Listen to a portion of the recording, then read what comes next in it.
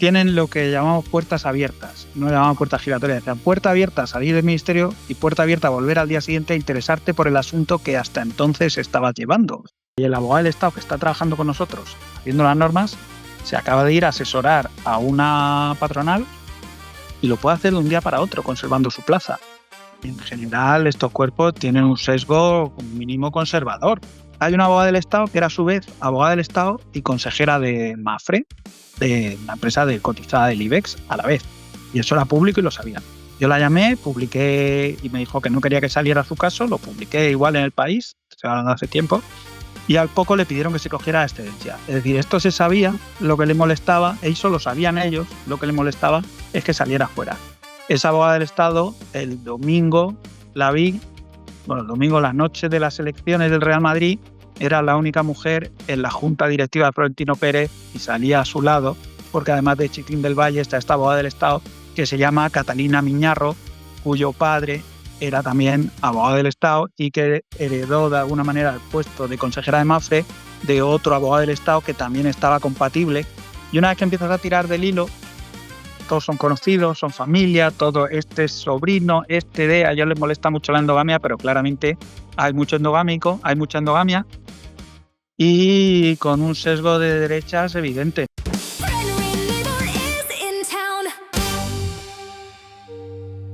Oye, hay algo que me parece especialmente interesante y es que los gobiernos cambian, los ministros cambian, los diputados cambian, pero muchas de las personas que aparecen en tu libro, y has mencionado a algunas, permanecen durante décadas ocupando posiciones estratégicas. Trabajan con gobiernos del PSOE, trabajan con gobiernos del PP, trabajan después para grandes empresas y continúan teniendo acceso a los mismos círculos de influencia. Claro, un abogado del Estado, de esto se ha escrito poco, pero un abogado del Estado que como en 2010, 2011, dijo un artículo académico, era un artículo para una revista jurídica que decía, lo sabemos todos, aunque no lo digamos públicamente, que es una cosa que a mí me gusta mucho porque es parte de qué va esto. Esto no se habla mucho en público. Que los abogados de Estado, cito de memoria, por si algo no era así, pero lo que voy a decir, tienen lo que llamamos puertas abiertas, no le llamamos puertas giratorias, decían puerta abierta a salir del ministerio y puerta abierta a volver al día siguiente a interesarte por el asunto que hasta entonces estabas llevando. Entonces esto te da un poder estructural, el poder entrar y salir, porque claro, tú eres funcionario, es tu plaza, entonces tú puedes pedir excedencia de un día para otro, ahí no hay control de conflicto de intereses, no hay... A mí un día me decía un asesor del Ministerio de Industria, me decía, yo no me puedo ir a una consultora ni una eléctrica, sería un escándalo. O sea, los hemos tenido, ya ha sido un escándalo. Y está bien, cuando Ángela Cebes lo fichó Iberdrola, decía, ¿qué hace Ángela Cebes de consejera de Iberdrola? Pedro Solbes se fue a Endesa, Elena Salgado se fue a Endesa. Y todos esos casos siempre, pues Carmona e Iberdrola, de los dos partidos ha habido, ¿no? Cuando se echaban Red Eléctrica, que es una empresa controlada por el gobierno, intentó fichar al marido de Cospedal, a Ignacio López del Hierro, cuando llegó el PP y se abortó. Entonces, todos esos los seguimos. Y me decía, yo no puedo irme, y decía, y el abogado del Estado que está trabajando con nosotros, haciendo las normas, se acaba de ir a asesorar a una patronal y lo puede hacer de un día para otro, conservando su plaza. Nunca nadie se ha controlado. Y para el libro ya hablé con Jordi Sevilla, que fue ministro de Administraciones Públicas y que hizo el Estatuto del Empleado Público en el gobierno de Zapatero, que hizo bastante avance. Decía, yo no he visto en una reunión cuando alguien está haciendo una reforma fiscal, una reforma energética, en el que se diga, bueno, ahora que se salgan los funcionarios. Eso se trabaja junto, la administración no funciona así. Claro, el político lidera, da las directrices y el otro tiene que decir cómo se hace, ¿sabes? Y es el freno para decir, pues esto no se puede hacer, o esto sí, o vemos cómo lo hacemos o buscamos la fórmula. Pero hay unos que tienen unos límites, probablemente laxos, probablemente con pocos controles, probablemente la Oficina de Conflicto de Intereses sabemos que no apenas limita a nadie, pero los otros no tienen nada, los otros se van de un día para otro y vuelven, la mayoría se van a la privada y vuelven los que vuelven los últimos años a jubilarse a la administración, a cotizar los últimos años, cuando ya los despachos, los grandes bufetes, los empiezan a prejubilar a los 50 y muchos. Entonces ese es el poder de yo soy estructura y tú eres coyuntura, ¿no? El político, y creo que eso también explica que nadie haya regulado estas cosas, porque no sé si habéis visto Baron Noir, la serie francesa de política, cuando él llega ministro del Trabajo hay un momento que tiene que hacer unos recortes y no sabe cómo recortar el presupuesto. Y entonces alguien le sugiere que hay unas elecciones sindicales que en Francia organiza el Ministerio de Trabajo, que son en diciembre, y que si las pasan en enero, se ahorran como 3 o 4 millones de euros, que es justo lo que les falta por terminar de cuadrar. Y dice, perfecto, lo pasamos a enero, yo hablo con los sindicatos y no os preocupéis. Y entonces hay un asesor que le dice, bueno, ministro, pero eso no arregla nada, el año que viene estamos igual. Y le dice, bueno, yo el año que viene no sé dónde voy a estar. Entonces, pues el político lo mismo. A mí uno me dijo, es que si les encabrona no salen los papeles, ¿para qué te vas a meter a regular las puertas giratorias de los altos funcionarios? A ponerle limitaciones, al que se vaya a la excedencia que no puede ir contra ti. Lo vas a cabrear y no va a tener ningún rédito electoral ni ningún rédito mediático. Tú no puedes ir y vender que a partir de ahora el abogado del Estado que se vaya a la excedencia no podrá pleitear contra ti o si lo hace perderá su plaza, que a muchos igual les dará igual porque muchos han ganado muchísimo dinero y van a volver a su plaza.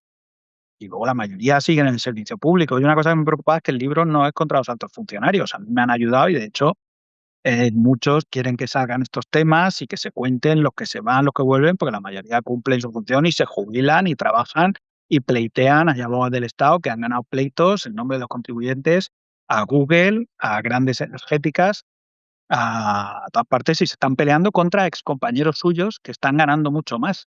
Por eso una de las partes es, hace poco yo leí una noticia de que la Comisión Europea estaba preocupada porque las grandes tecnológicas americanas, que ahora tienen muchos problemas legales, estaban fichando a altos funcionarios de la comisión. Pues yo decía, pero esto lleva pasando aquí 40 años que los están fichando y a nadie le ha movido una ceja. Simplemente era la típica cosa que, bueno, esto es así, la plaza es tuya y puedes hacer lo que quieras y te vas y vuelves cuando quieras. Pero, ¿hasta qué punto puede condicionar la acción política a un alto funcionario? O sea, ¿tienen derecho de veto, podríamos decir? De veto no, pero si en un tema legal, si hay un expediente, un alto funcionario dice esto no se puede hacer, esto es ilegal, si un abogado está, un letrado de corte, los letrados de cortes asesoran a los diputados a hacer las leyes, ¿no? Ya que estén bien, a que sea ley orgánica, no debe entrar en política, pero sí que puede decir, "Oiga, esto no se puede hacer, esto o va contra otra ley o va tal". No Y debe, lo más no debe entrar en política igual que los jueces, ¿no? no debe entrar, claro, pero si un abogado del Estado dice que algo no se puede hacer y lo mete en un expediente, judicialmente se está tramitando algo, una ayuda o lo que sea, y alguien dice, no, esto no se puede hacer así. Pues es muy difícil levantarlo. Entonces eso es tener derecho de veto. Bueno, pero es que por el gobierno tiene unos límites y tiene muchos límites, y eso se ve y tiene límites por los jueces, por el Constitucional, por otras administraciones que tienen otras competencias, por funcionarios, y esos contrapesos a mucha gente le parecerán excesivos ahora que hay un gobierno de izquierda, pero cuando haya un gobierno de derecha, si se le frena con Vox, nos parecerá bien y los límites del gobierno lo estamos viendo, pues Trump está muy molesto con muchas cosas que no puede hacer. Que llega, dice, yo pensaba que yo era presidente de Estados Unidos y podía hacer, y dice, yo no puedo ni construir un salón de baile aquí, ¿no? Que se lo estaban frenando. Y evidentemente, estando totalmente de acuerdo contigo, porque aquí no estamos demonizando a los altos funcionarios, igual que no demonizamos a la clase política. Demonizamos al político corrupto, al juez corrupto, o en este caso al funcionario corrupto. Em, pero hay altos funcionarios que son de Vox, o que han acabado siendo de Vox. Me has hablado Sí, de ejemplo, claro. Buxade, Olona, o sea que no es que los altos funcionarios sean unos seres inmaculados que van a tomar decisiones estrictamente No, claro, jurídicas para claro. frenar abusos, sino que te puedes encontrar con que también haya altos funcionarios que tienen una ideología de extrema derecha y que la plasman en el ámbito jurídico dándole muchas vueltas a las historias, ¿no? Para Sí, frenar sí, o para ayudar. claro, claro, no, no. Y en general estos cuerpos tienen un sesgo como mínimo conservador, primero por la oposición, el primero, uno de ellos es por el tema vital ya de prepararte a la oposición, hace Ujú. que no seas un gran aventurero. Luego está el tema de los años que tienes que dedicar a preparar la oposición, que evidentemente eso hace que la selección se produzca dentro de un estrato social determinado alto. Ahora han salido unas becas que ha dado el gobierno para la beca SERE, para presentarse a estos altos cuerpos, que es pronto para valorar cómo funcionan. Evidentemente, la mayoría son conservadores y se ve, pues eso, y que de Podemos hay pocos. Lo que pasa es que yo creo que hay que mirar y efectivamente está bien que se abra, está bien que se aireen. El Consejo de Estado, los letrados del Consejo de Estado son con apellidos compuestos, muchos de ellos. Los abogados del Estado, el porcentaje de apellidos compuestos es muchísimo mayor que en la población general. Eso es evidente. Yo en el Consejo de Estado pedí por transparencia los letrados del Consejo de Estado y sus compatibilidades, y Leopoldo Calvo Sotelo Ibáñez Martín, que es el secretario del Consejo, que es letrado del Consejo de Estado, hijo de Leopoldo Calvo Sotelo, presidente del gobierno con la UCD, me contestó que yo no había demostrado un interés legítimo, pero y me pasaba una lista con iniciales. Bueno, primero me mareó, primero le preguntó a todos los letrados si les importaba. Supongo que dirían que no, o sea, tuvo meses, pero como yo estaba escribiendo un libro, tenía tiempo, entonces me pasó una lista con iniciales. Pues las iniciales eran tan grandes que no te necesitaba los nombres. Yo podía haber pleiteado y lo podía haber conseguido, pero solo con eso lo sacabas. Evidentemente, eso te da una idea de dónde vienen y cuál es el origen. Y un letrado del Consejo de Estado, pues había uno que era el letrado mayor de la sección quinta, que es la que ve las normas del Banco de España y del Ministerio de Economía, y a su vez era consejero del banco andorrano Andbank, de banca privada. Pero todo esto son públicos, o sea, uno no es consejero de un banco sin que se sepa. Tú te ibas a la web y lo mirabas y su retribución, creo que no sale, hablo de memoria, pero la mínima retribución de un consejero eran 80.000 euros, más su salario de alto funcionario que se le reduce por tener la compatibilidad concedida. O sea, esto de Y alguna manera es como si un ministro a la vez es consejero de Iberdrola. pues claro, en el Consejo de Estado siempre hay una parte técnica, como ellos hacen las normas y de facto ellos se lo regulan, que los informes, los dictámenes del Consejo de Estado lo hacen los letrados, el borrador, y luego los adopta el Consejo. Entonces son letrados, son informes del Consejo, pero claro, primero que hace el dictamen, el borrador, es un letrado del Consejo de Estado. Y en el Consejo de Estado a nadie le importó que un letrado mayor fuera consejero de la sección del Banco de España, fuera consejero de Andbank, y estoy seguro de que lo sabían, lo tenían que saber. Pero es que los abogados del Estado había como 40 plazas para darle la compatibilidad, que era una cosa, es una figura súper pegajosa, que un abogado del Estado que está a la vez, porque hemos hablado, aquí están las puertas giratorias que se va de un día para otro y se puede ir a pleitear contra España, pero hay abogados del Estado que conseguían la compatibilidad. Y entonces podían tener su despacho siempre que no pleitearan contra la Administración General del Estado, sí contra ayuntamientos o comunidades autónomas o quien fuera, o asesorando, pero eso basta con no firmar. Entonces esa figura es súper pegajosa. Yo no encontré a nadie que lo defienda más que los que la tenían. Bueno, pues eso en el Confidencial, dos compañeros y yo estuvimos peleando para conseguir la lista. Primero nos dijo que no, gobernaba el gobierno del PP entonces, y primero nos dijeron que no, al final el Consejo de Transparencia nos dio la razón, total, que nos dieron la lista, eso fue en 2016. Ese día se dio la última compatibilidad, que es un poco cómo funciona esto. Las cosas cambian, pero muy lentamente y sobre todo una vez que se habla de ello. Todos sabían de las compatibilidades y el día que lo publicamos, se da la última. Desde entonces no se ha vuelto a dar ninguna. Pero había 33, a esos abogados del Estado no se les quitó la compatibilidad. Ahora quedan como 8. ¿Qué ha pasado? Pues que algunos se han jubilado, otros han ido a la excedencia, les iba bien el despacho, otros han vuelto a la pública, pero los que lo tenían se va dejando. Hay una abogada del Estado que era a su vez abogada del Estado y consejera de Mafre, de una empresa de cotizada del IBEX a la vez. Y eso era público y lo sabía. Yo la llamé, publiqué y me dijo que no quería que saliera su caso, lo publiqué igual en El País, estoy hablando hace tiempo, y al poco le pidieron que se cogiera la excedencia. Es decir, esto se sabía, lo que le molestaba, eso lo sabían ellos, lo que le molestaba es que saliera fuera. Esa abogada del Estado, el domingo la vi, bueno, el domingo, la noche de las elecciones del Real Madrid, era la única mujer en la junta directiva de Florentino Pérez y salía a su lado, porque además de Chiquín del Valle está esta abogada del Estado que se llama Catalina Miñarro, cuyo padre era también abogado del Estado y que heredó de alguna manera el puesto de consejera de Mafre de otro abogado del Estado que también estaba compatible. Y una vez que empiezas a tirar del hilo, todos son conocidos, son familia, todo este es sobrino, este de, a ellos les molesta mucho la endogamia, pero claramente hay mucho endogámico, hay mucha endogamia, y con un sesgo de derechas evidente, ¿no? Cuando Podemos llegó al gobierno, a mí lo que me contaron es que tenían problemas para conseguir abogados del Estado que trabajaran a gusto con ellos y que les ayudaran, les echaran una mano en los ministerios. Oye, ¿por qué sabemos tan poco sobre esta gente, sobre quienes ocupan algunos de los espacios más importantes del poder institucional? Pues yo ahí hago autocrítica, creo que porque no nos ha interesado digo, nos a la prensa, porque en realidad y porque no son temas sexys, no son temas fáciles de vender y tampoco al público, a la prensa nos ha interesado y probablemente al público tampoco, ¿eh? Quiero decir, yo, quizá porque ya estoy mayor, pero soy muy crítico, pues en octubre sale Pedro Sánchez, grabó el lunes un vídeo y dice que está en contra del cambio de hora.